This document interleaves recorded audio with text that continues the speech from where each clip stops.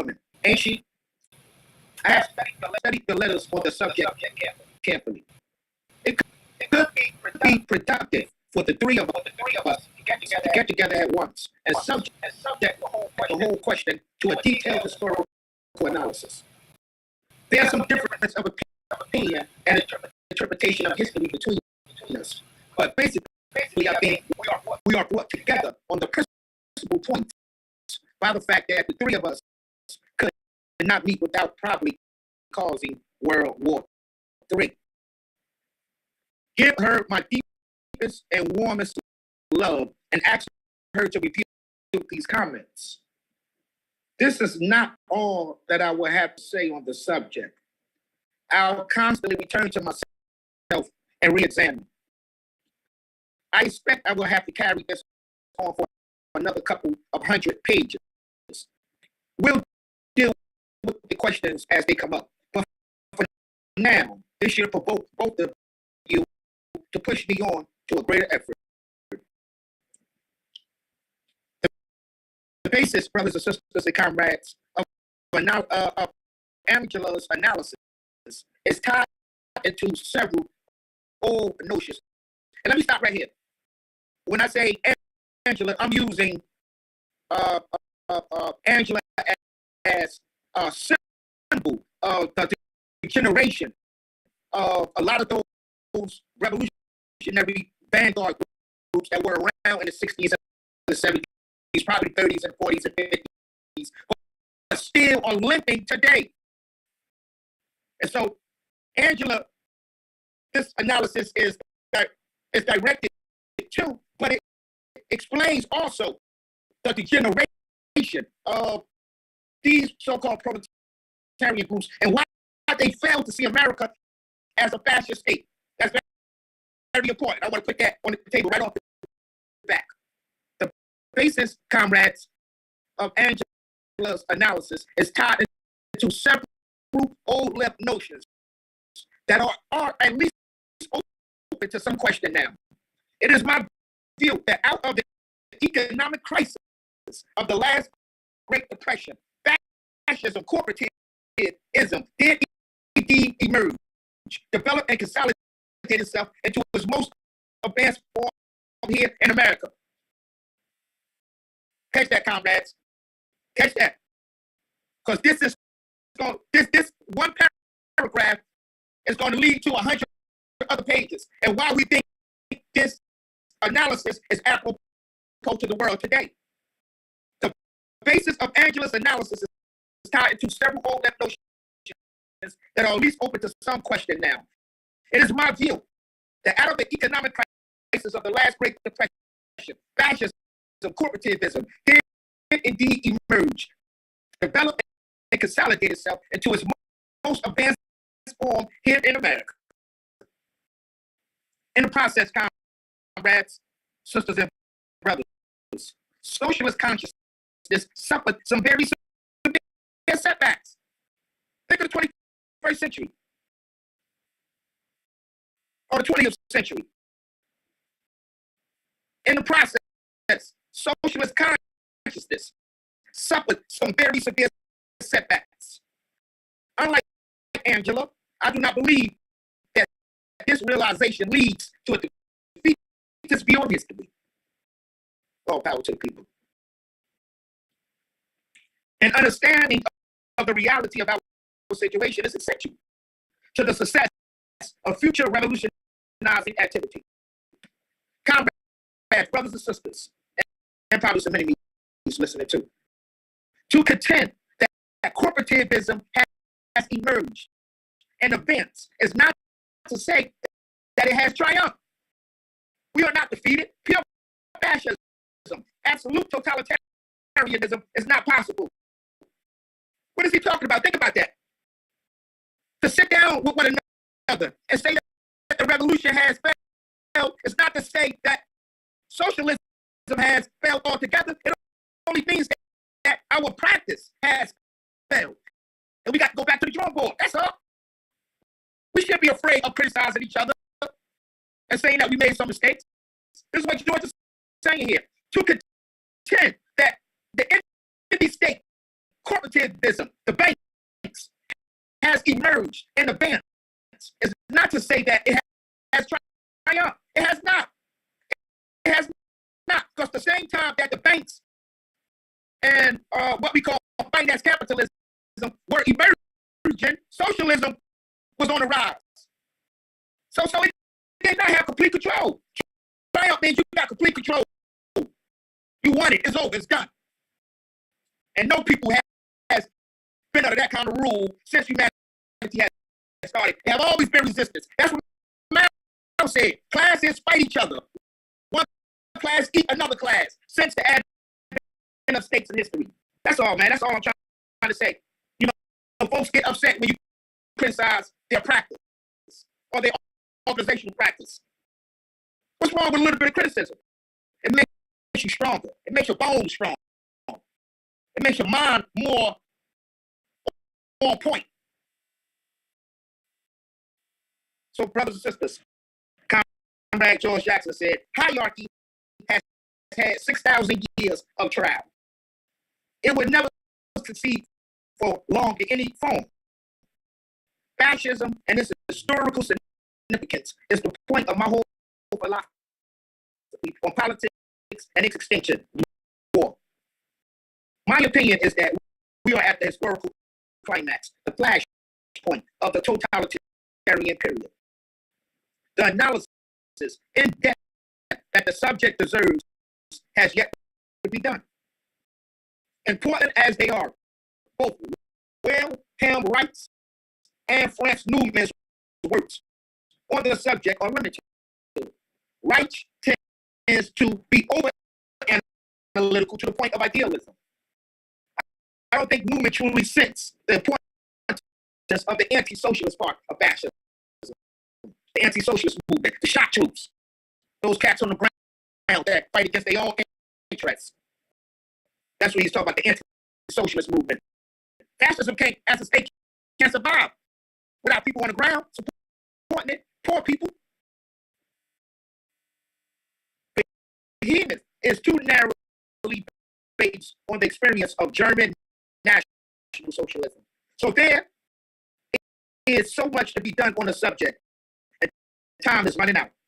If I am correct, we will soon be forced into the same fight that the old left avoided. And what's wrong with him saying that? He ain't hurt nobody's feelings. The old left did avoid a fight with the enemy state. They collaborated, a lot of them. What is the purpose of the House Un-American Activities Committee? What was it set up for? Come on, comrades. He ain't saying that wrong here. It is not defeatist to acknowledge that we have lost a battle. How else can we regroup and even think of carrying on the fight? At the center of revolution is realism. To call one or two or a dozen setbacks defeat is to overlook the ebbing and flowing process of revolution. Coming closer to our calculations and then receding, but never standing still. If a thing isn't building, comrades, it must be decaying. As one force emerges, the opposite force must yield. As one advances, the other must retreat. There is a very significant difference between retreat and defeat. And let's talk about that. Let's talk about the word retreat. Because in the capitalist lexicon, it's attributed to weakness, cowardice. It's attributed to not following through without questioning. That's the kind of army you have set up under capitalism. Obey and don't question. But under socialism, communism, retreat is a political military philosophy. In fact, revolutionaries encourage other revolutionaries, their comrades, to retreat under massive assault from the enemy. It tells you in simplest ways. If we only have 5 members, and there is 15 of the enemy, we should not attack. Let's retreat, go back, regroup, study, analyze, politicize, and counterclockwise or dialectically. If we have 15 comrades and there are only 5 enemies, let us attack because we have the strength on our side. So retreat only means to go back, get ourselves together, talk to one another, think over the strategy, look at the tactics, and then come back when we're stronger. We put our strength against the enemy's weakness. That's what retreat means in a revolutionary sense. So we don't look at that word as being sort of deracinated of its strength. That's what capitalism does. We see retreat as a part of the dialectical flow of the struggle. Sometimes you advance, sometimes you got to move backwards. That's all that is, brothers and sisters. Connections, interdependency, making sure things connect to one another in reality. I am not saying that our parents were defeated when I contend that fascist corporativism emerged and advanced in the United States. He's not saying that. And that's what some of the old left analysis is tied into. They want to see stormtroopers in the street.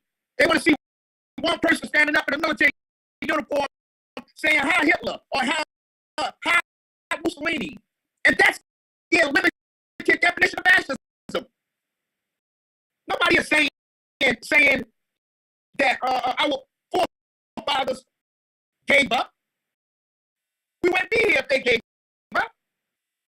We got 150 years of proletarian blood soaking in soil of Africa, of Latin America, of Asia, of Eastern Europe. 150 years of blood. Millions of proletarians buried beneath the soil. They haven't given up. So we're not talking about giving up. We're talking about looking at things in a dialectical way, in an all-sided way, as Mao Zedong loves to say. All power to the people. So we're not saying that the brothers and sisters did not fight back. What he is saying, quote, at the same time, it was making its advance. It caused, by its very nature, an advance in worldwide socialist consciousness. I just said that, brothers and sisters. At the same time, the enemy was moving. Socialism was percolated beneath the soil, everywhere, mostly in Europe, but everywhere. When U.S. capitalism reached the stage of imperialism, the Western great powers had already divided among themselves almost all the important markets in the world. We think about 1884 Berlin Conference, 1884, 1885 Berlin Conference, where they divided up Africa. You see what I'm saying? This is what George said. Look, I'm gonna read that back one more time. When U.S. capitalism reached the stage of imperialism, and this is in 1898, when the United States reached the stage of imperialism. That's when they took Puerto Rico, took Philippines from Spain, because Spain lost the war, something to that effect. So the United States emerged in 1898 as an imperialist, when they took over Hawaii and all these other spots. So here it is. This is what George is saying. Quote, when U.S. capitalism reached the stage of imperialism, this is 1898. Keep that in your minds, brothers and sisters. The Western great powers had already divided among themselves all of the important markets in the world. What were the important markets in the world then? Think about that. Africa. Remember, King Leopold was there. He said he wanted a big piece of territory. So they had a big conference in Berlin. They said, Leopold, you go into the east. Britain, you go into the east. And into the south.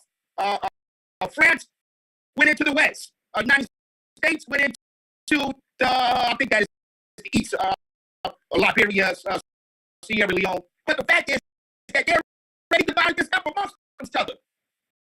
They already had it divided up when the United States became an imperialist power in 1898. And this is the history here, brothers and sisters and comrades, we need to look at and study because it is so apropos to today, what's happening in the world today.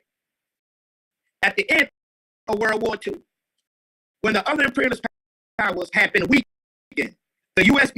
became the most powerful and richest imperialist power. Catch that.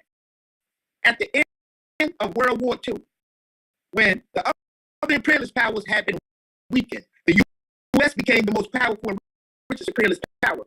Now, if you read our philosophy, revolutionary communalism, we talked about the United States was able to consolidate itself as a fascist power at the conclusion of World War II.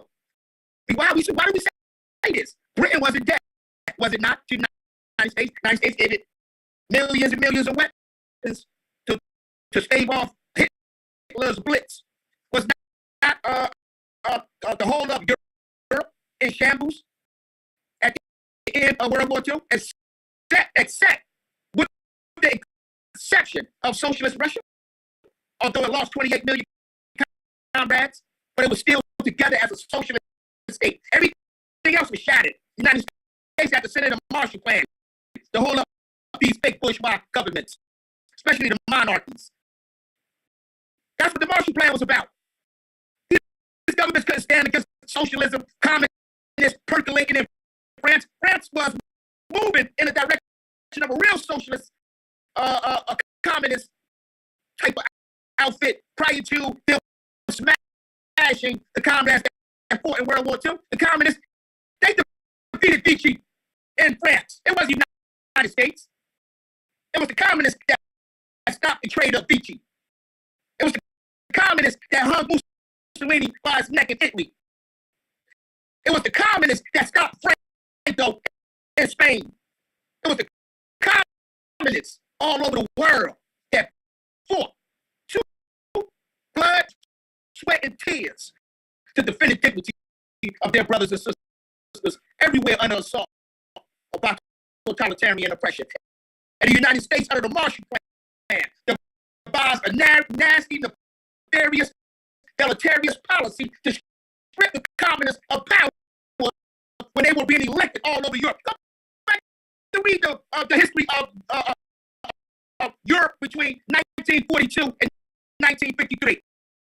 Go read the history of communists being elected. And the United States gave those governments guns, money, and CIA guidance, and they went in shooting them down. Borrowing in Greece. They bought the communists defeated the fascists in Greece.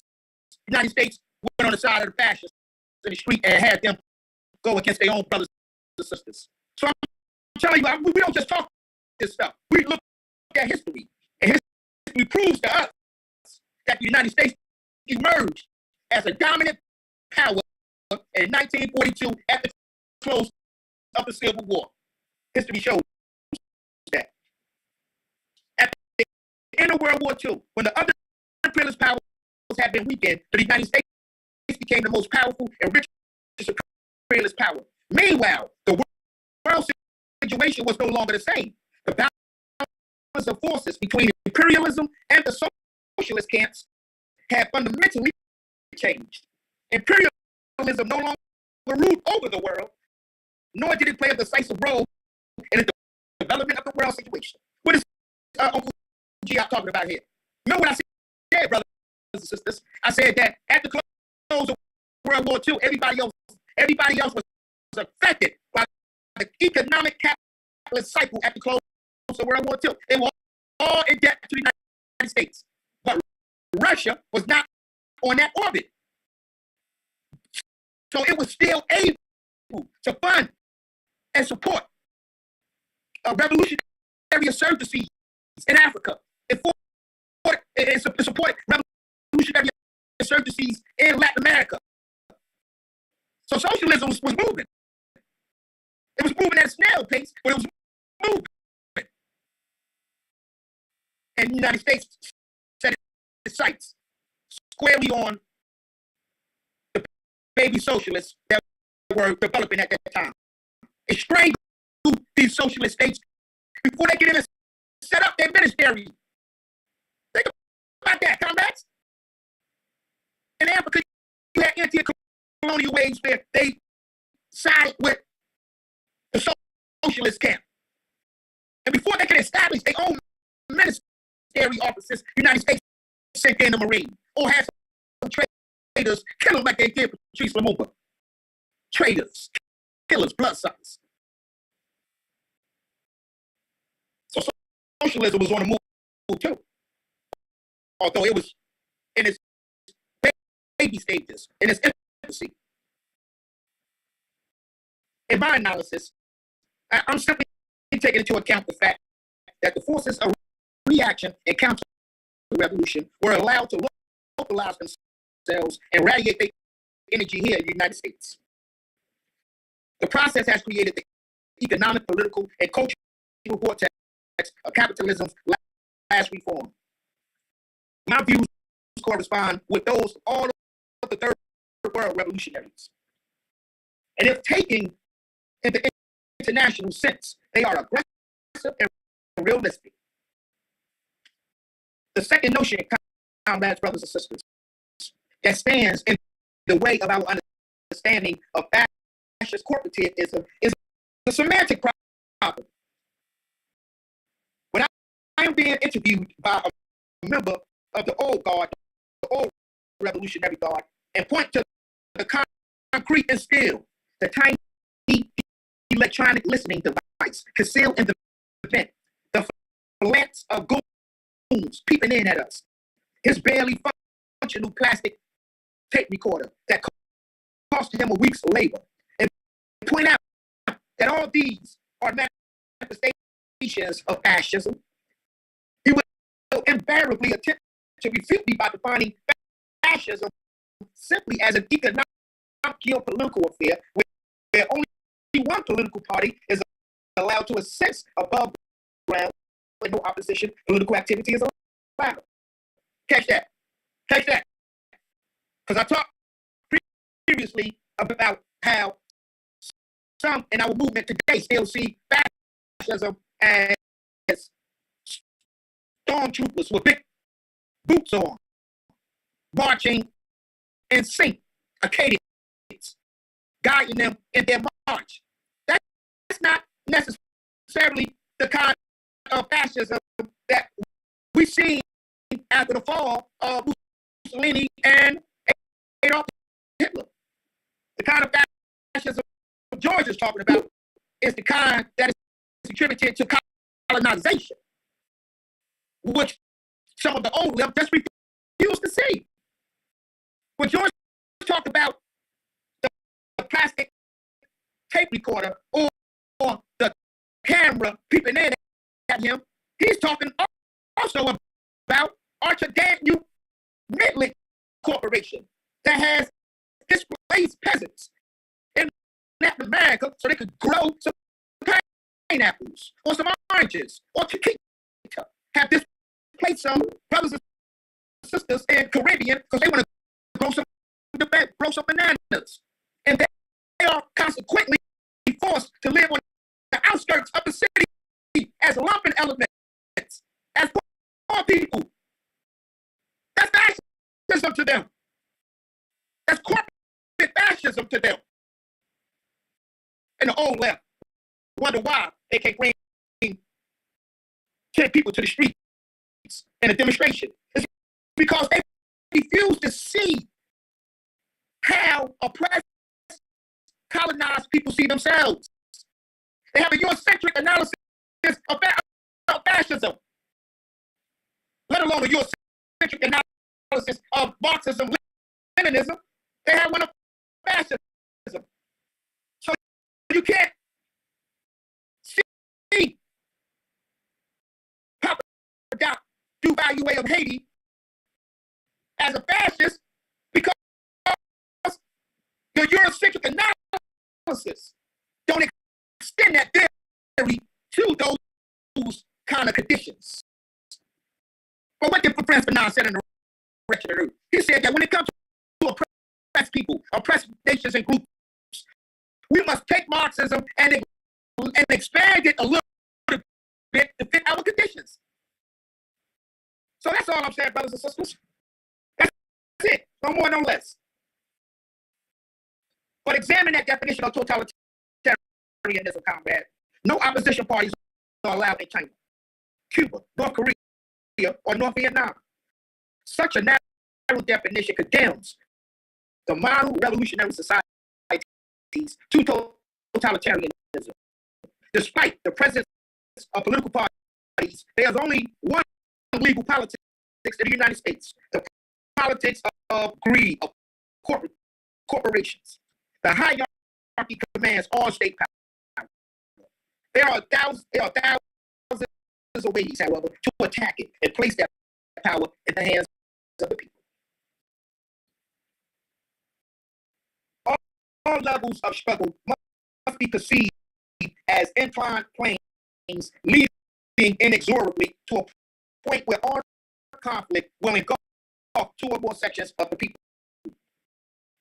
Armed struggle or organized violence is the natural outcome of a sequence of historical events that have matured to the point of their past. This is not to say that war is for us the only immediate recourse or the spontaneous result of a breakdown in lesser forms of political activity.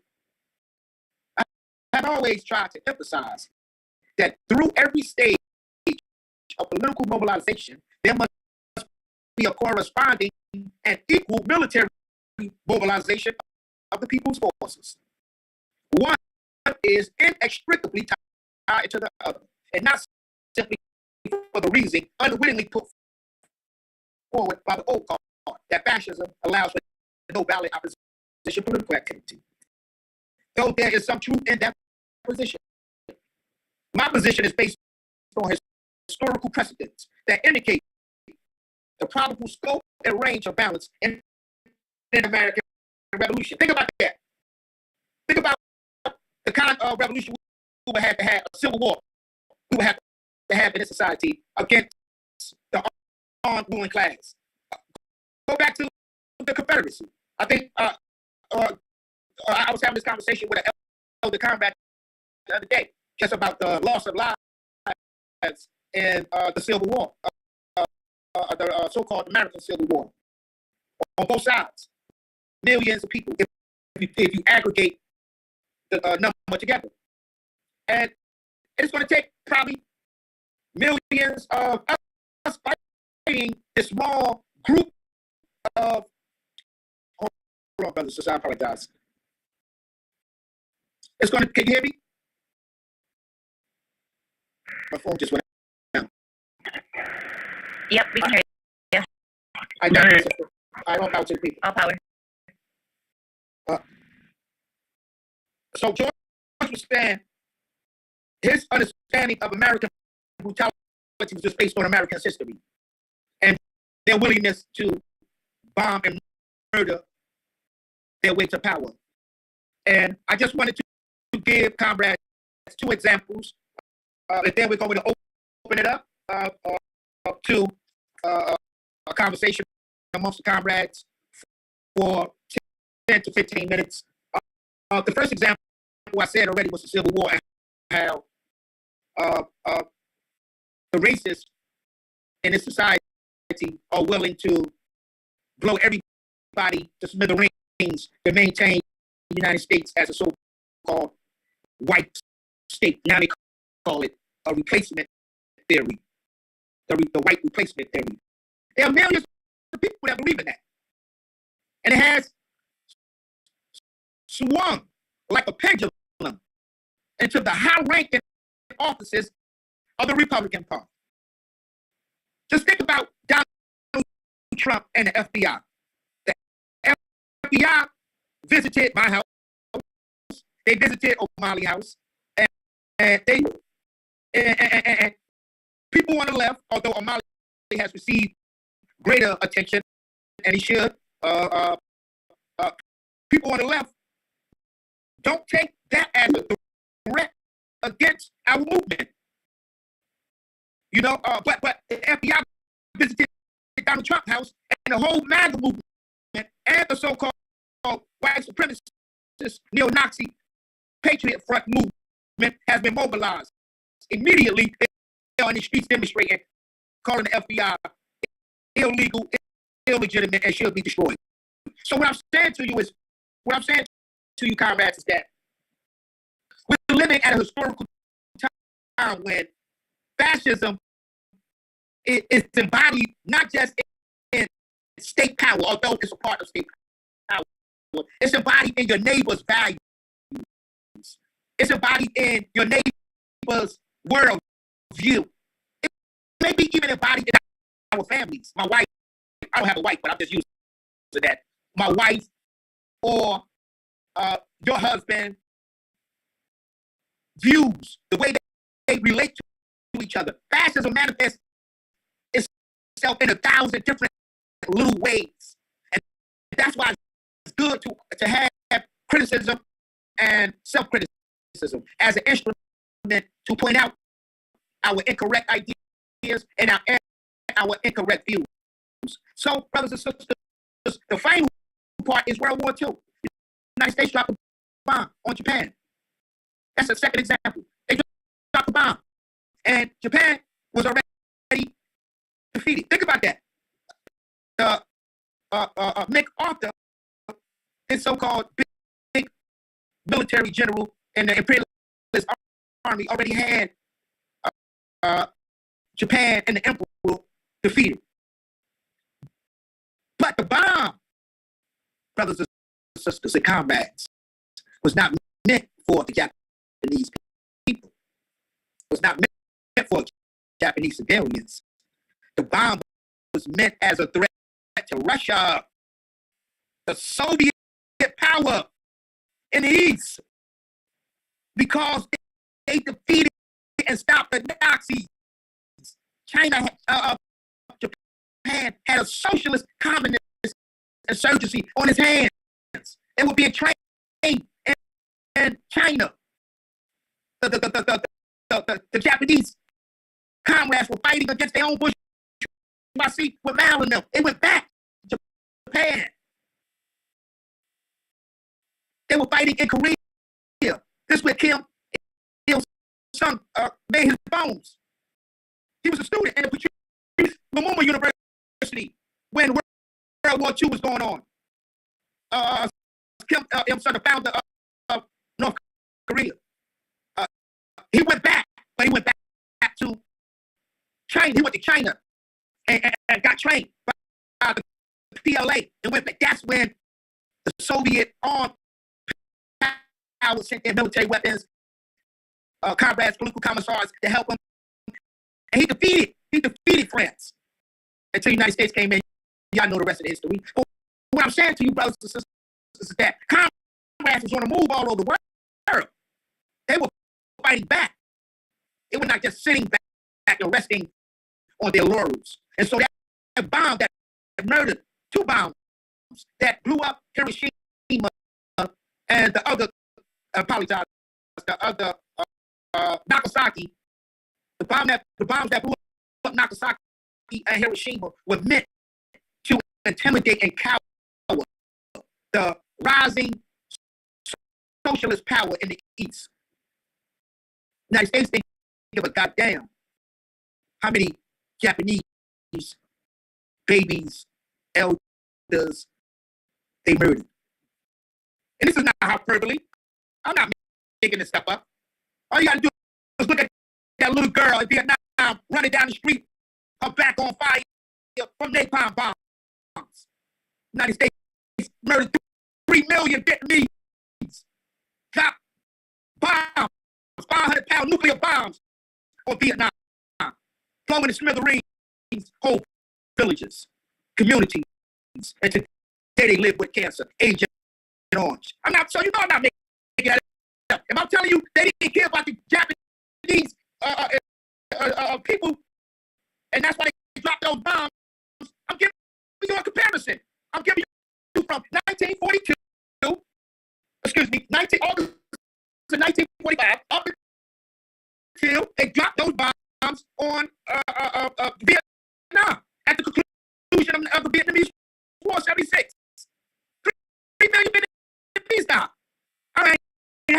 Africa. They didn't even count them as statistics. Africans, women not even seen as human beings. Come on, brothers and sisters. I'm making a good comparison here. We live on a bloodthirsty, violent monster that will murder and kill in order to maintain its ruling class dominance here and around the world. And if anybody disagrees with that, they can leave this study. All power to the people. Turn it over to you, Chairman Jake.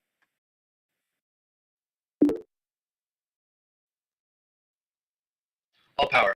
All right, so we're going to do questions in order, commentary, anything like that. Ellen, you have your hand up, so you can go first. Yeah, just a comment on what Comrade Chaka was saying about the Civil War. I was just talking to my wife about that, and I was saying, like, you have to stamp that out. That has to be stamped out. And I gave her 2 examples. I said, Ulysses S. Grant gave William T. Sherman permission to burn Atlanta, and it shook him so bad to the core that, of course, it pissed Lincoln off. But it was the point of actually trying to win the war. In order to win the war, they had to step down and do some dirty things. And, of course, I know that you were talking about the Vietnamese people being bombed towards the end of the Vietnam War, and that was Operation Rolling Thunder, when they were just dropping bombs. They said they dropped more bombs in Vietnam, Laos, and Cambodia than they did ever in World War II. And, yeah, but I was just talking to her about it. I talked to my dad there, and it's the same stuff. I said, you got to stamp that out. My dad said, well, you just got to keep fascism at bay. I said, Dad, you can't do that. You have to actually stamp that out, because if you don't, they're going to get rid of people that look like you and me. And it doesn't matter how much money you have. They're going to just, take that. They did that with the Jews. The Jews had factories and everything over there. They just took that stuff from them. Because, yeah, they look like them, but they didn't consider them, because they consider them ethnically something else.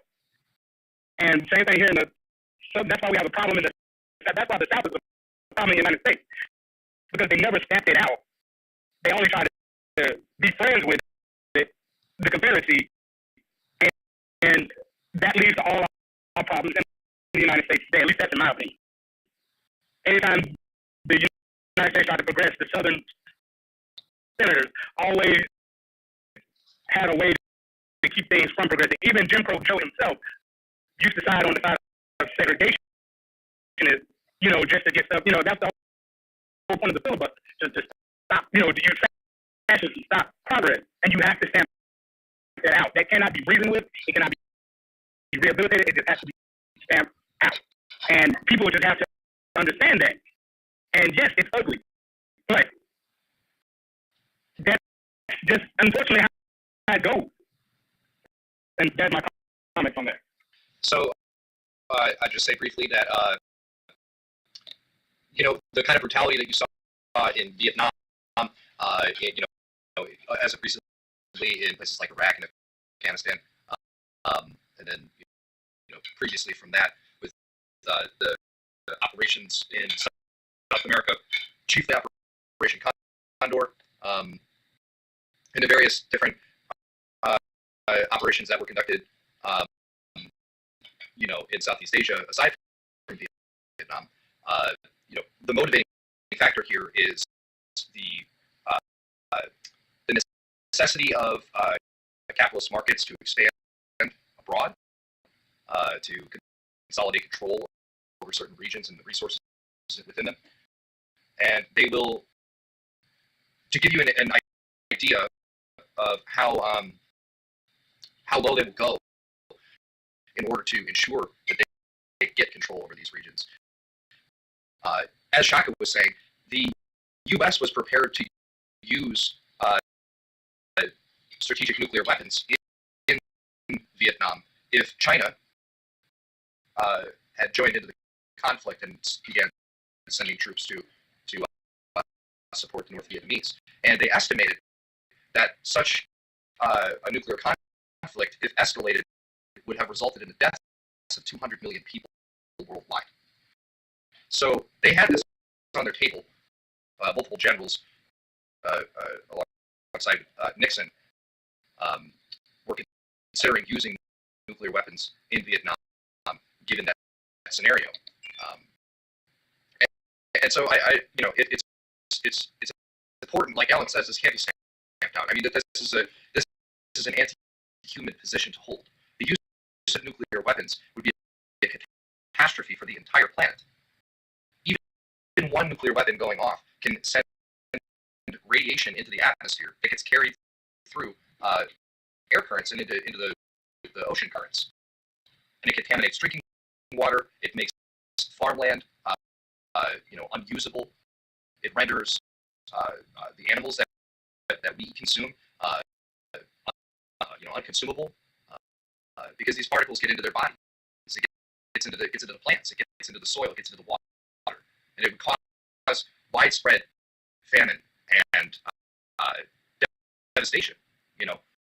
It would kill millions of people. And the idea that they would be ready to use these weapons, in the face of in the face of the revolutionary states of the world to consolidate their control over markets, it's absolutely sinister. It's like a super villain. You want to look for super villains in reality. You don't need to look any further than the U.S. government, and they can they show us that time and time again. And Tom, you have your hand up.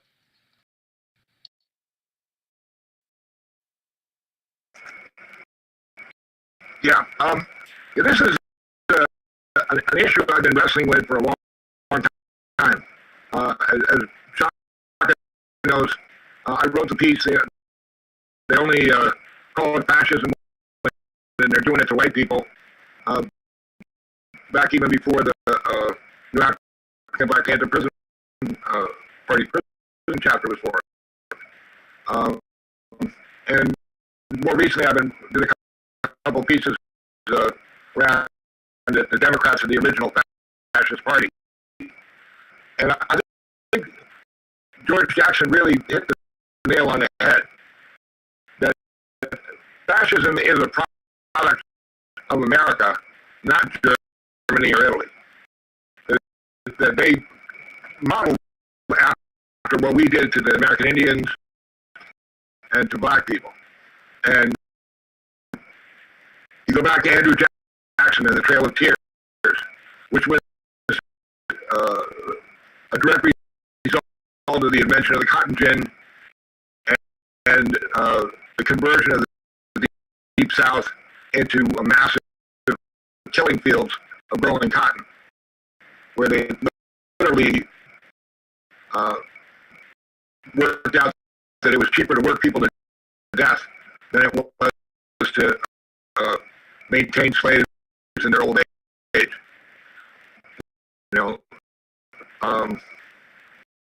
Yeah, the Jackson's invasion of Mexico or Florida, later the invasion of Mexico was all about grabbing more land for growing cotton. And Lincoln, before, while the Civil War was still going on, wrote a letter to a judge, a friend of his, and said that he thought that the rise of corporate power was an even greater threat than the South in the Civil War. That it would ultimately destroy any democracy left in America. And his assassination wasn't strictly John Wilkes Booth. There were important financial interests behind that. Not only to kill Lincoln, but also Seward and other people to create a more totalitarian government. But the Germans in World War I, and their plan of Lebensraum, in the plan was to commit genocide against the Poles, the Ukrainians, the Belarusians, and create a greater Germany by expanding and literally wiping out the populations of those countries on the books even before Hitler rise. Hitler was only a corporal in the army at that time. The ruling elites have been working in this direction ever since imperialism emerged. And it's interesting that Lenin's definition of imperialism and his definition of fascism are pretty much exactly the same.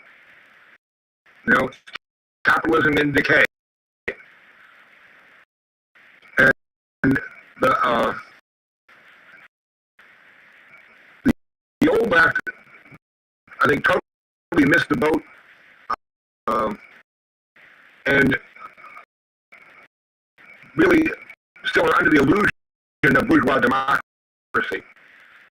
And it is no more than an illusion. It hasn't been a reality for a hell of a long time. Lenin called Lincoln the last of the bourgeois Democrats. You know, that what we're dealing with is a hell of a lot worse than what we thought we had to confront. And I think George Jackson was the first one to really see that, and I think that had a lot to do with why he was singled out to be killed. Just like they singled out Fred Hampton. Why they singled out me, you know? I think that we have to realize that we have to redefine fascism as what we're dealing with. Not just something that's often that, you know, if Trump gets elected, we'll have fascism. Trump is not the real, he represented the bourgeoisie, but he's not their first string by any means. I think, you know, we have to look at people like Kennedy and Obama as being much more reflective of what they want. The problem is they can't find them. You know, Biden is they're not their favorite choice because he's an idiot. But they can't find any leaders that, you know, project what they want. They do it skillfully. Obama was skillful. He fooled a lot of people. You know, Kennedy was skillful, but too independent. They had to wipe him out. You know, and I could go on and on, but I think we have to realize that corporatism is the rule of the monopoly capitalist class, and it is solidly entrenched. Solidly, they control us. They control the liberals. They control the fascists. They control the TV, the colleges, the whole fucking shebang. And we have to build a movement that can rip the veil off of that and let people see it for what it really is. And then we can overthrow it. You can't overthrow something you don't see. You know, and all these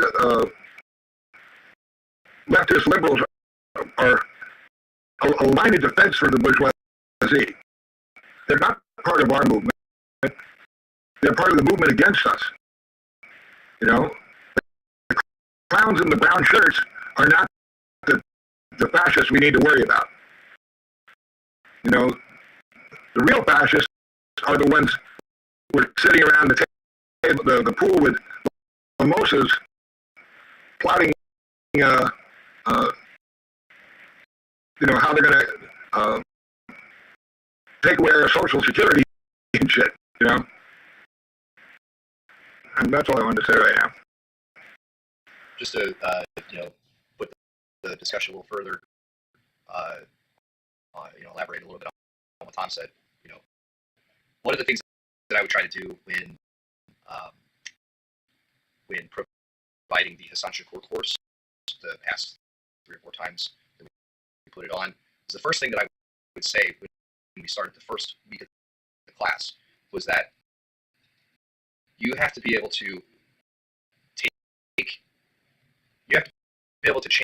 change your view of the world around you when you walk out your door after this class in order to really absorb of the material that we're going to learn in that class.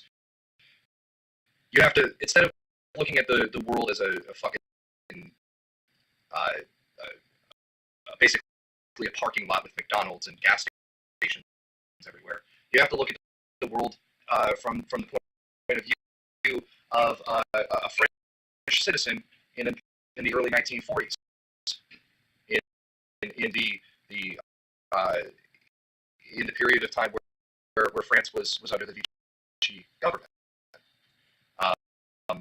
That's the position that you should take when you walk out your door. You should see the world around you as fundamentally under the control of a class that is completely separate from you.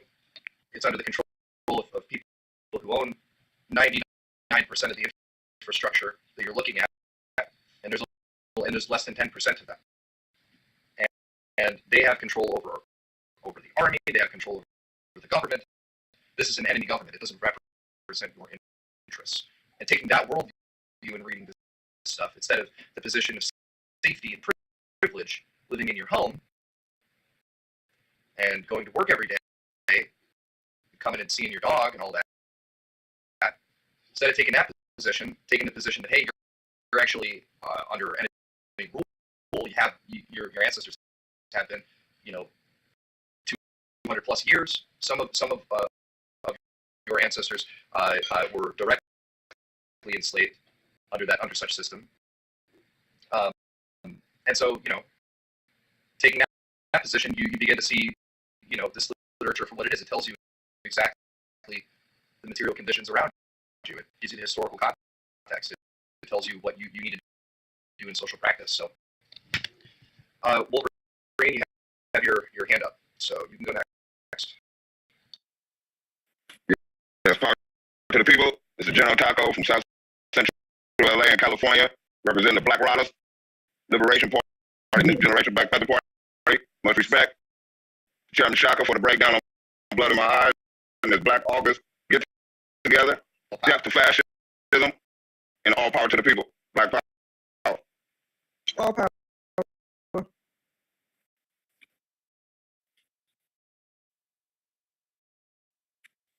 So if we don't have any commentary or questions or anything, we can continue reading that. Give it back to Shaka. All power to the people. Thank you. I want to appreciate the comrades for that wonderful, healthy discussion.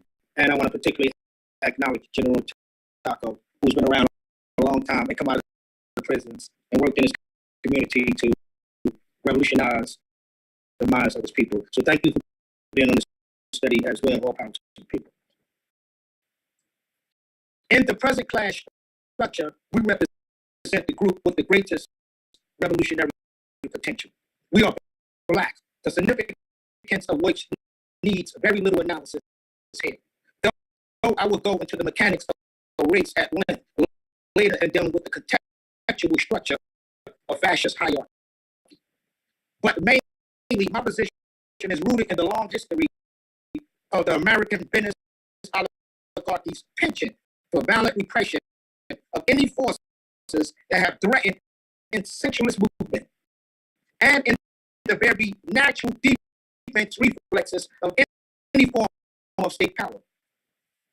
Although as victims of one of history's most brutal contradictions, as the poorest of the poor, as Blacks, it is quite justifiable and completely possible for us to destroy this country as a modern nation state, to attack it with a totally destructive counter sweep of frustrated retaliatory rage. That is not our purpose. So let's go back to why George said this. I'm going to read it one more time so we can see the awesome power he is talking about that is unorganized and scattered by the helter-skelter lifestyle of capitalism. So we don't see the power because it's not in our face. But George made a good analysis here.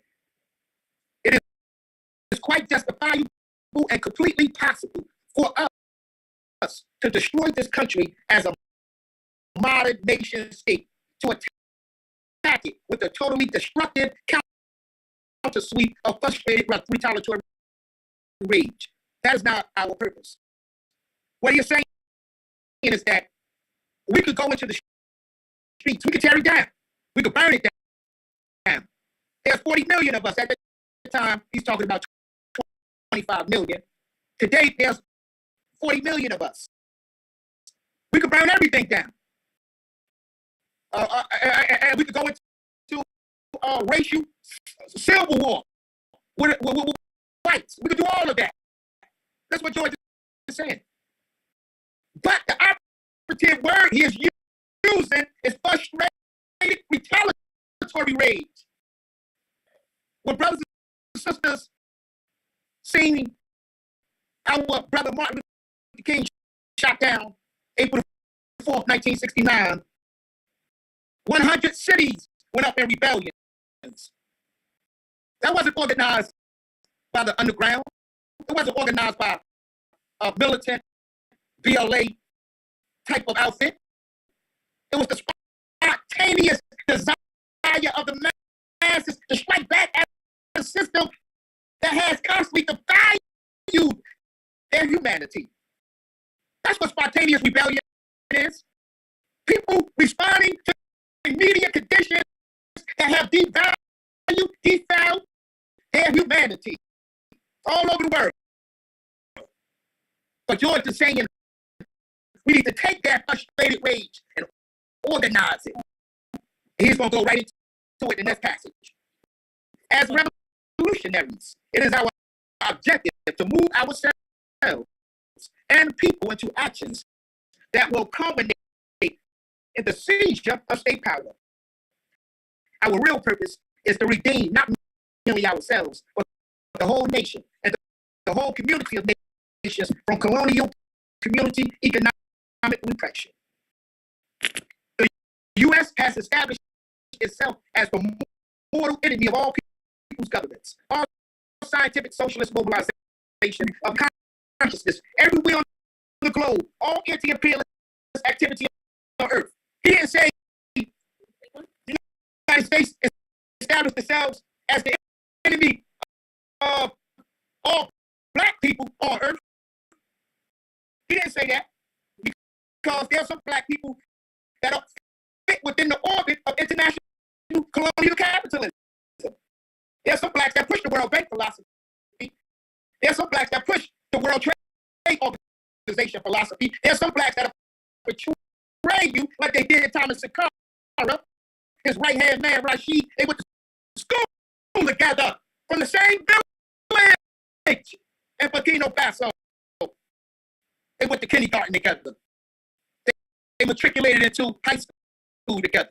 18 years old, they joined the colonial army. Thomas Sankara, comrades, Chairman, can you mute the phone, please? Chairman, can you mute the comrades' phones?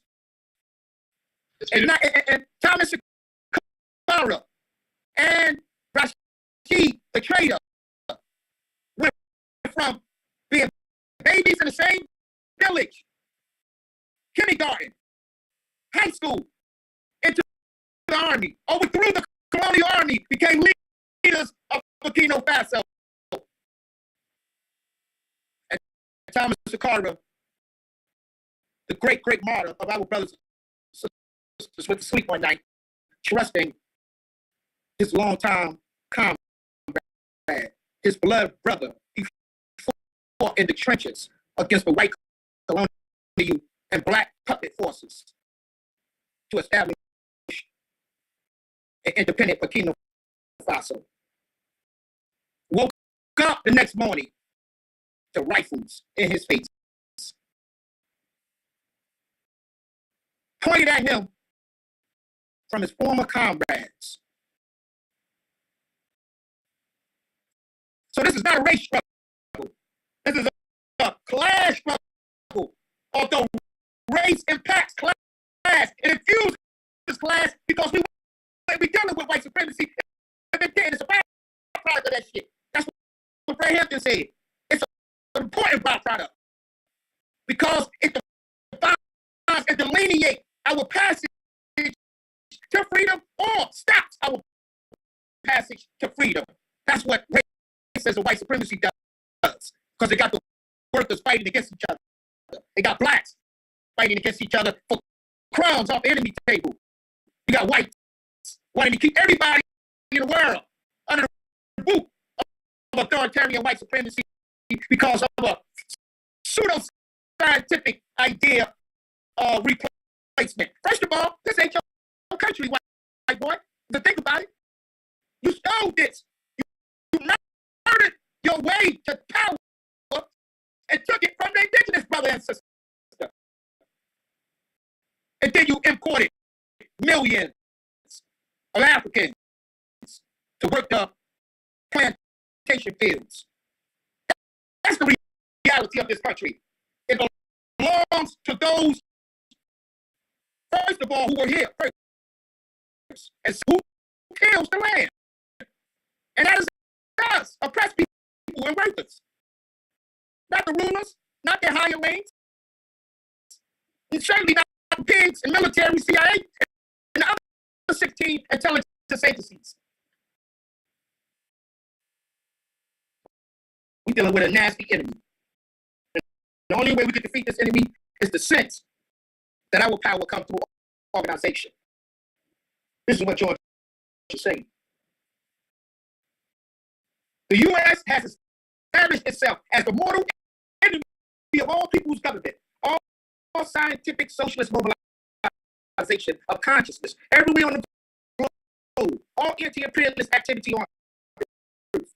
The history of this country in the last 50 years and more, the very nature of all its fundamental elements and its economic, social, political, and military mobilization distinguish it as the prototype of the international fascist counter-revolution. Catch that. The United States is the Korean problem. The United States is the Vietnamese problem. The problem of the Congo, Angola, Mozambique, Middle East. It's the Greece and the British and Latin American guns that operate against the masses of common people.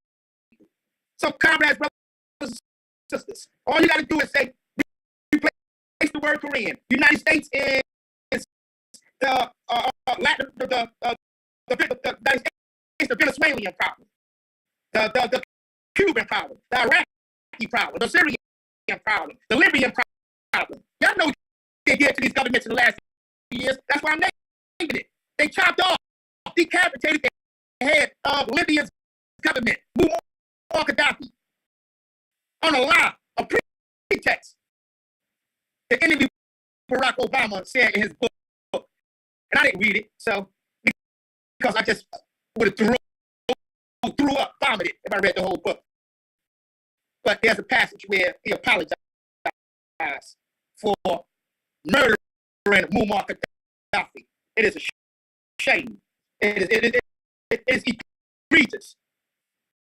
But like Comrade Elder Tom said, he's a slick-talking politician that was used, one, to diffuse the race thing. You got a black man up there. So you can't really use the race thing. Oh man, they holding his back. Black people can't become president. Oh, well, here you go. We got one made in Harvard for you. We got one made in Princeton for you. Manufactured by the think tanks. Hey, you go, black man. Look at him. Don't he look sweet, smooth, talk real nice? And he murdered, bombed his way. He committed more bombings and renditions than any other president since 1999. Think about that. Barack Obama dropped more bombs on so-called Mujahideen fighters around the world than any other president since 1999. Barack Obama, yes, he did. He used him. And he was a willing student. The nature of fascism, its characteristics and properties have been in dispute ever since it was first identified as a distinct phenomenon growing out of Italy's state-supported and developed industries in 1922. Whole libraries have been written around this subject.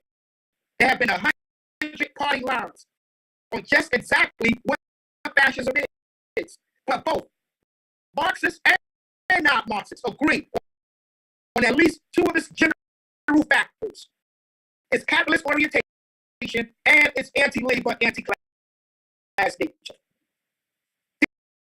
These two factors almost by themselves identify the United States as a fascist corporatist state. I want to read that one more time. There have been 100 party lines on just exactly what fascism is.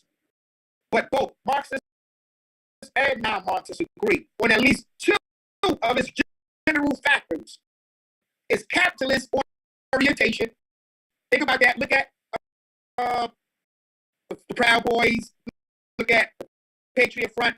Look at some of these recent neo-Nazi groups coming up around the country, being emboldened, killing our brothers and sisters in stores as they shop, or blowing kids to smithereen as they march in a parade. Think about what George is saying here. The anti-capitalist day. These cats are not mad at Warren Buffett. They're not mad at Bill Gates. They're not mad at the Waltons or any of the ruling elite that control our very existence. They're mad at me and you because we may have a store or may have a job where a black face is in a high face. And so they have a capitalist orientation. They're not mad at the system. They don't want you in the workforce. So they have an anti-labor kind of nature.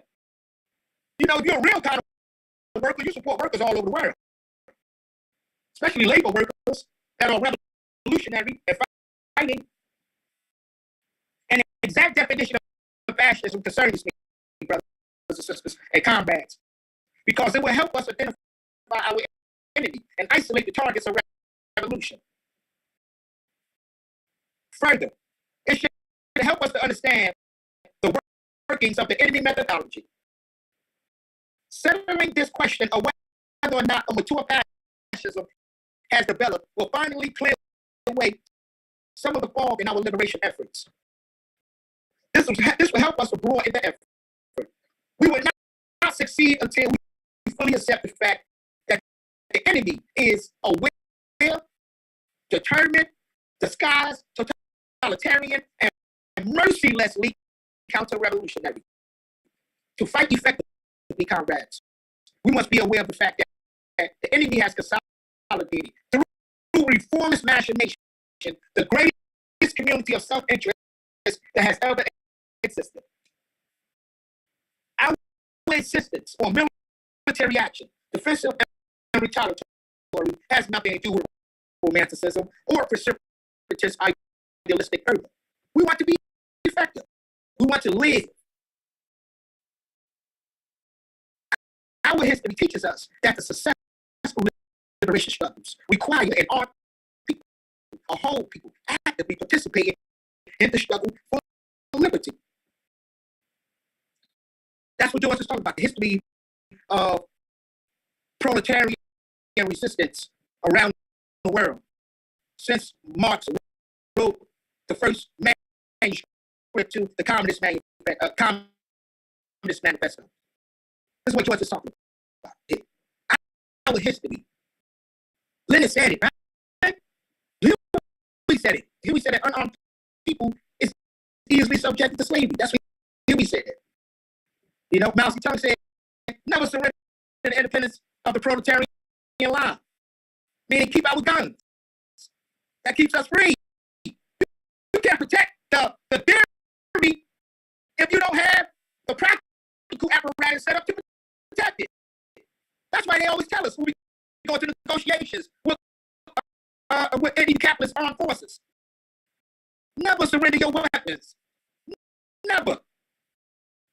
We can have a tactical arrangement that set up a situation like they got in North Korea, what they call the DMZ, the demilitarization zone. You can set that up all day, but never give up your weapons. because your enemy won't give theirs up. And in the moment you do, you're going to be put in slavery. You're going to be put in slavery. You're going to be tied to a dead past, tied to a dead tradition, tied to a dead way of life.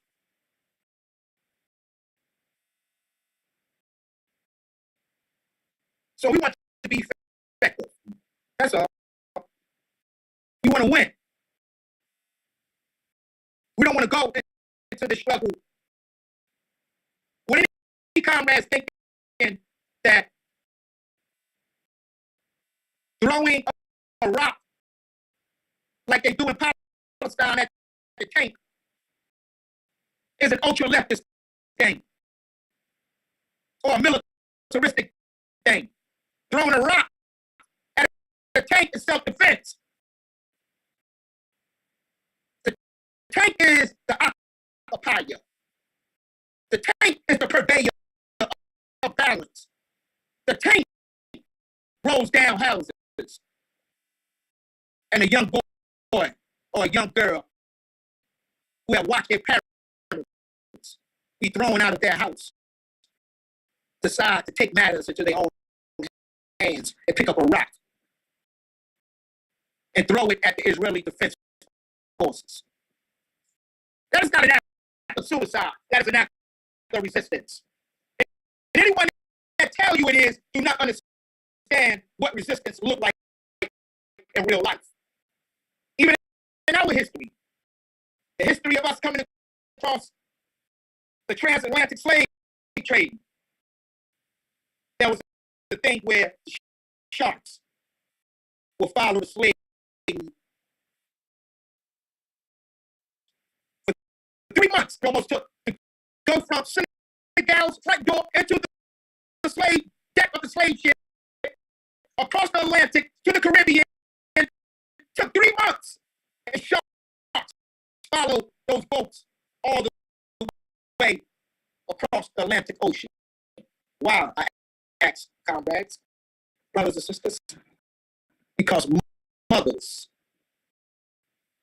fathers were throwing their babies over the boat so they won't have to live in perpetuity in slavery. Babies kept on. The mother would stand up, give some kind of libation to the world, some kind of asking for thankfulness from the ancestors for her baby being born. At the same time, asking them in her language to forgive what she's about to do. And she threw that baby over that slave ship into the Atlantic Ocean, and the sharks fed upon the carcass. For 3 months, this is real stuff. I'm not making this up. I'm not making it up. Real stuff.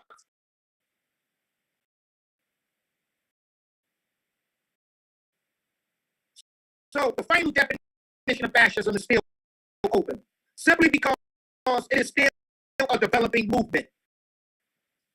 We have already discussed the defects of trying to analyze a movement outside of its process and its sequential relationships. You can gain only a discolored glimpse of a dead past. No one will fully comprehend the historical implications and strategy of fascist corporativism except the true fascist manipulator or the researcher who is able to slash through the smoke screens and disguises the fascist set up. Fascism, brothers and sisters and comrades, was a product of class struggle. It is an obvious extension of capitalism, a higher form of the old struggle. Capitalism versus socialism. Isn't that interesting? You know, that every kind of variant economic system that comes out is a part of capitalism and anti-socialist. Isn't that something? I don't care. So a monarchical kind of system is anti-socialist. It's the feudalistic kind of system. Anti-socialist. It's uh, Islamic kind of a system. Theocracy, anti-socialist. Although Iran and some other countries have, especially Iran, still have some aspects of socialism in their society. But the point is that any economic system that develops out of capitalism is necessarily an extension of anti-socialist practice. Anything, that's why socialism is so powerful. Anything come out of socialism is going to freedom, justice, equality, love, happiness, the establishment of respect, the dignity for our sexual proclivities, dignity for our intellectual and moral proclivities that advance the new socialist society. Anything come out of socialism is collectivized. And that's antithetical to capitalism, which is individualized. That's why socialism is hated. That's why Fred Hampton Sr. said socialism only means the people.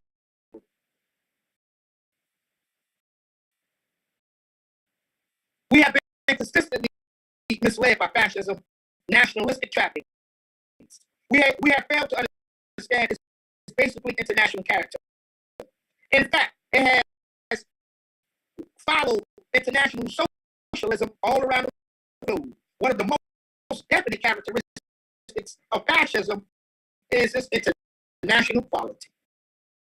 And on our note, brothers and sisters, I want to thank you again for attending our study. This is the first study in the second cycle of the Science for Political Education class.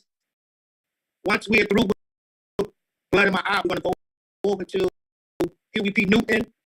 So comrades should start getting the UPM Newton's reader, the UPM Newton reader. We have it in our library. So I would advise comrades to get that ahead of time. I want to turn it over to Chairman Jake for some final words from our brothers and sisters for about 10 minutes, and we're going to close it down to next Tuesday. First, let me also remind our brothers and sisters in the Panther Revolution that we'll be speaking next week in Harlem. I'll be out there with Jaleel Muta King and them at the Curve Fest. I'll be speaking at the People's Church. So be mindful for that. We're going to attend the first Rainbow Coalition in September of 29th in Chicago. Our first Rainbow Coalition nationally. All of us will come together, so we're going to have hundreds of people out there for that. So quick, and September the 9th, for comrades, I was given an invite about Suniati Okoli's family. And September the 9th, they will be having a big meet and greet with Suniati. This would be the first time everyone would be seeing him after being in prison 53 years. That would be at the People's Forum in Manhattan. So I want all of the comrades to put that on their agenda as well. This is going to be huge with Suniati. Revolutionaries from all over the world is going to be here. And it's a great time for us to just thank him for his service and his valiant courage under fire. All power to the people. I turn it over to you, Chairman Jake, for 10 minutes of conversation. All power to the people. So the floor is open if anybody has anything they want to say on this. And I'd like to encourage some of our listeners here who haven't been as interactive to speak up, because your voice on this is important. It's hard to learn when you're not asking questions and trying to engage with the text a little bit. Because when you do that, it promotes a deeper discussion. You start to think on the fly. You start to be able to give analysis that you might otherwise not have been able to give. So the floor is open. Anybody have any questions or commentary, anything like that?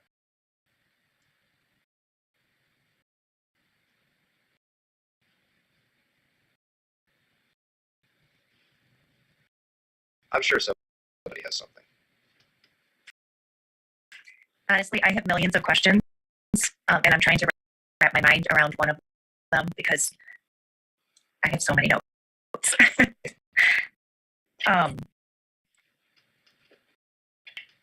hmm, I had something I was just thinking about, and now I can't put it back. It was something about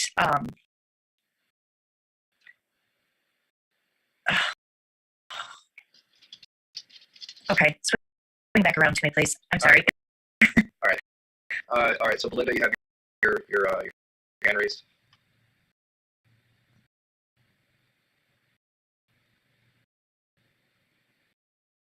You'll have to unmute yourself. Oh, sorry, I accidentally. All power to the people, comrades and comrades. This is Queen Belinda Barnett Andrea. I'm a former member of the Black Panther Militia in Indianapolis, Indiana chapter. I currently moved back here in 1998, and I've been here present ever since. What I wanted to know, and I don't want to hold anybody's ear for hostage, is does the organization have a PO box? So when our comrade Shaka Zulu goes out, he travels to all these places with the way things are now in the economy, so we can support him. Does he have a PO box for those who don't dibble and dabble in PayPal and Cash App and Zyme and all this other stuff? I just want to know, does the foundation have a PO box, an active PO box? That is a question for Shaka. Shaka, do you want to answer that? All power to the people. Thank you for that question, sister. We don't at this time have a PO box because we do use digital devices, but certainly the comrades get in contact with you outside of this study and open up a line of communication so you can make that happen to the Panther Revolution. Okay, indeed. Thank you for the invite, King. All power to the people.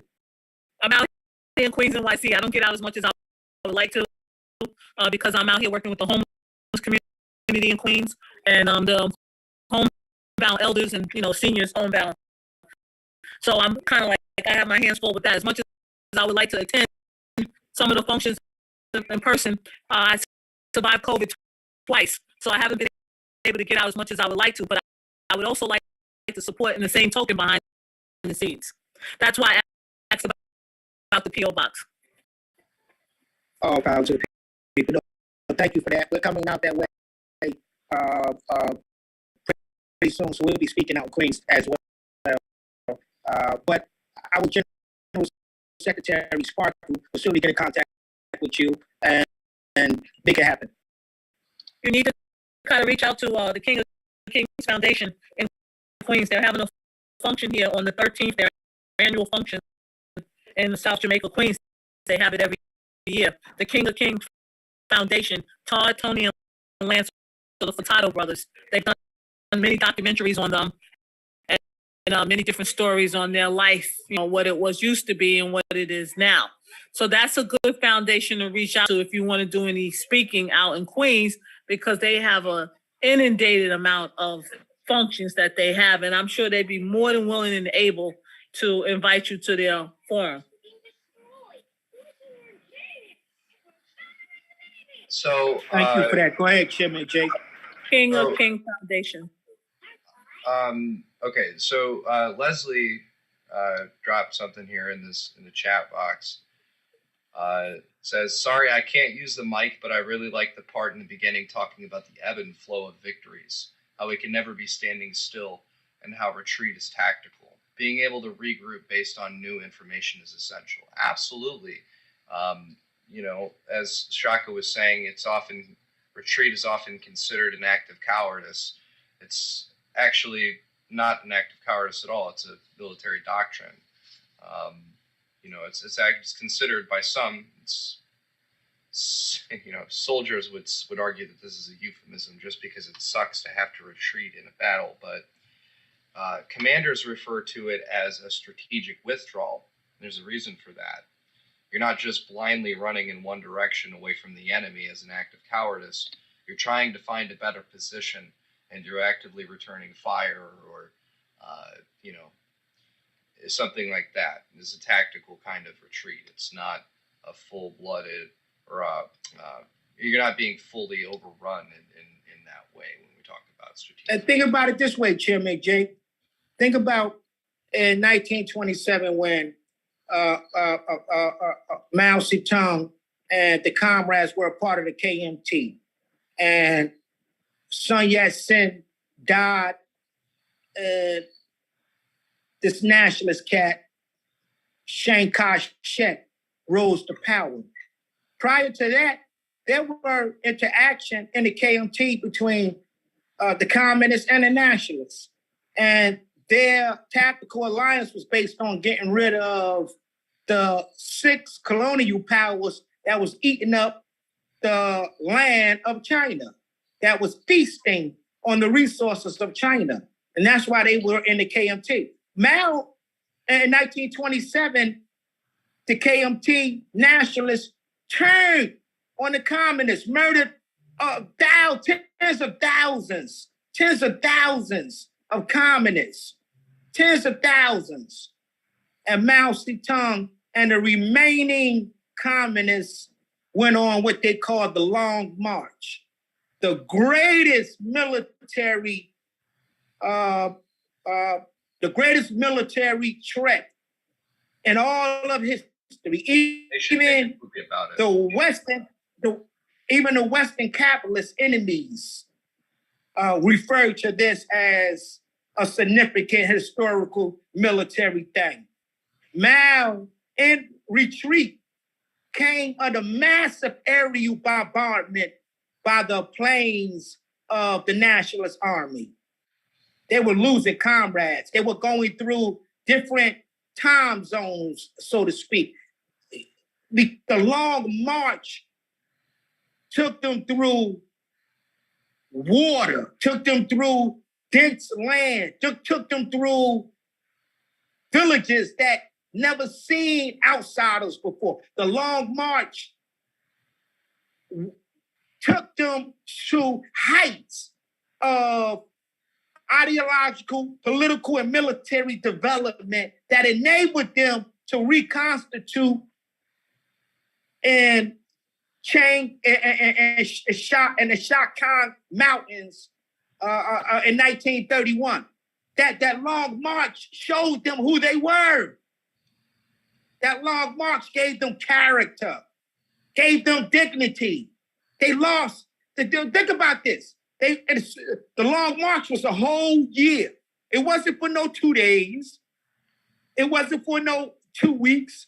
They went from one part of the country to the other part of the country under fire from their enemy. And they were carrying their typewriters. They were carrying their makeshift stoves. They were carrying their books. They were carrying their little grains of rice. They were carrying their one rifle. All of this on their backs with a emaciated donkey or horse that could not carry one bag because he suffered the same malnutrition that the comrades on the Long March suffered, the same diseases that the comrades on the Long March suffered, the same affliction to the elements in the snow. They didn't have no boots that we wear today. They had stuff they made in they factories. But they went through the winter, the ice, the water, the sun, from one part of China to the other. And they were able to reconstitute themselves. Very small group, very small. Probably no more than, I would say, 300 people out of thousands. Thousands that started on the Long March. Thousands. But you know what happened in 1949? Marino was able to come to power. So that's all I wanted to say, brothers and sisters. And I apologize for being along with it, but I just wanted to give that example. All power to the people. I just wanted to also highlight in that part of the book. This is a good example of dialectics too, because he talks about how in order for one force to be advancing, the other one has to be retreating, and vice versa. And then, this is something that probably stands out to me more than anything else, probably specifically to me, because I've been working on something involving a similar thing. He talks about struggle being, analogous to an inclined plane. In that way, if you try to push something up an inclined plane, you've got resisting forces between you and the thing you're pushing. And then, he talks about how at the top of this plane, this is a different stage. This is an armed struggle as opposed to lower on the plane where it may not have been an armed struggle. But that all struggles eventually result in that kind of a struggle, an armed struggle at the top. So I don't know. These are things that stood out to me as far as that part of the text. It's actually, and it's interesting how many different ways he's captured that kind of this kind of metaphor, really, because he's not only talking about, as you put it, retreat not being an act of cowardice, but actually being a strategic thing. But he's also using an example of dialectics that if you examine, it could be of value. So it's almost like it has two kinds of readings on it. And Tom, you have your hand up. Yeah, I was gonna say, Muhammad Ali had put it really well. To float like a butterfly, sting like a bee. When the enemy attacks, you're like the butterfly. He can't hit you. You try to catch a butterfly with your hand, you can't catch it. But when the enemy is vulnerable and you see your opportunity, you get in there and you sting like a bee. Now put it, enemy attacks, we retreat. And when the enemy retreats, we attack. You get them, only a fool fights on the ground that the enemy chooses. You keep being elusive until you see your opportunity. Like the Russian general that defeated Napoleon, defeated him by retreating all the way to Moscow and even letting him occupy Moscow. And then the whole retreat back to France, they were all over him. But by the time he reached France, his army was ruined, completely destroyed, without a major battle. I think there would be a lot to gain if we, for like dialectical reasons, if we did like a class on like war and the various military doctrines, like a study of protracted people's war. I know it isn't something that would be implemented now. We're not at a stage where, a protracted people's war is possible, but there are processes in that I think are they're good mental exercises, and there's a lot of history involved that we could probably grow from learning. Well, war, politics is war. Right. It's like war with bloodshed and war without.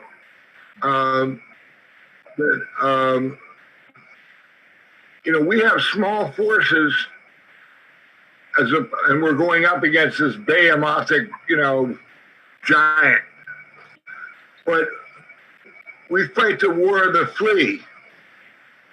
We pick at it and pick at it and pick at it until it exhausts itself. And that's our ability as the masses, is that we can bite them from 1,000 spots. Where he has to concentrate his forces to attack us, we can be working away at him on every issue. People think, well, big battles determine victory. That's not generally true. Absolutely not. You know, it's persistence. I think there was a study done on history that actually proved the opposite of that. It wasn't actually the major battles. I think there was something like 30% of the major battles determined the course of a war, but the rest of them had to do with like minor skirmishes and like stalemates and things like that. I don't remember the source. But look, we got any? You finished, Chairman? Comrade Tom? Because I don't want to carry it too long. No, I was just saying I want the other comrades to chime in because we're going on 2 hours on the study, and I don't want to keep two people on the phone too long. So we could talk about the other stuff in our other classes. I want other people to chime in right quick, so we could go ahead and end this until next week. All right. Well, if we don't have anybody else who wants to ask a question or give some analysis, we go ahead and end it. I'll give you guys about 10 seconds. Amanda, do you remember what it was that you? No, it was something. It was something in World War II, and it was something that it was a correlation between two things, and I had the question, and now I can't think of what it was. But that's what I really find interesting is seeing all of the things that have happened in these wars in Vietnam and World War II and with fascists and how much they really have everything to do with what's going on today.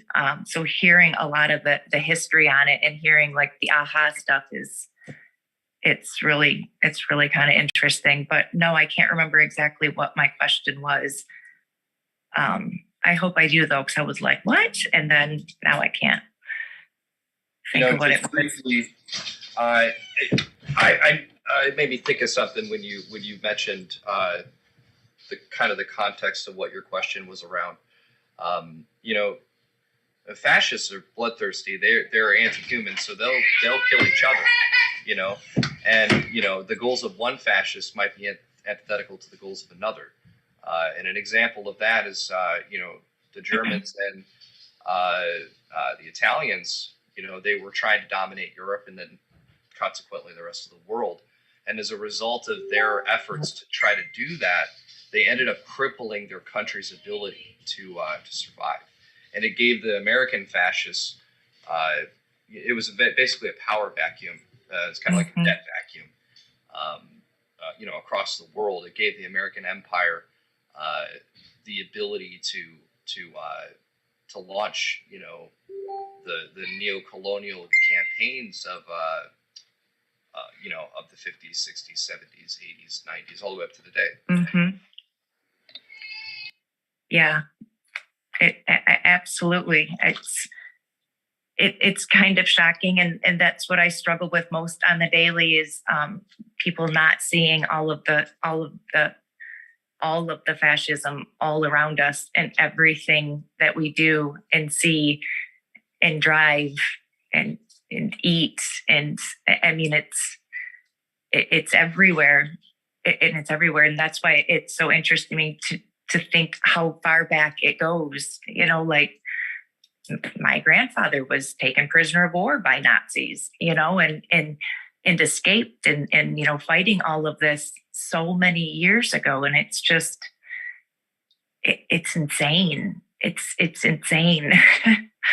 It's insane how big it is.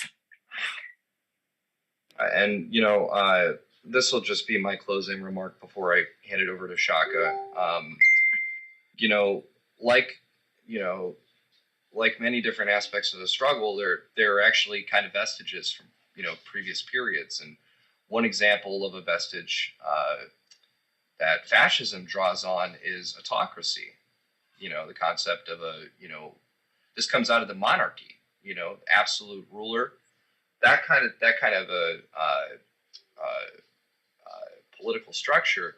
That's a vestige of monarchism, and it comes out of slave society, originally. But and these are just common trends. So when we talk about fascism being capitalism in decay, or fascism as a heightened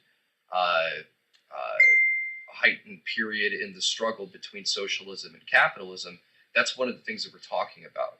So when capitalism starts to draw on these aspects that are vestiges of previous periods to try to reinforce its control over populations, over land, over resources, the means of production chiefly.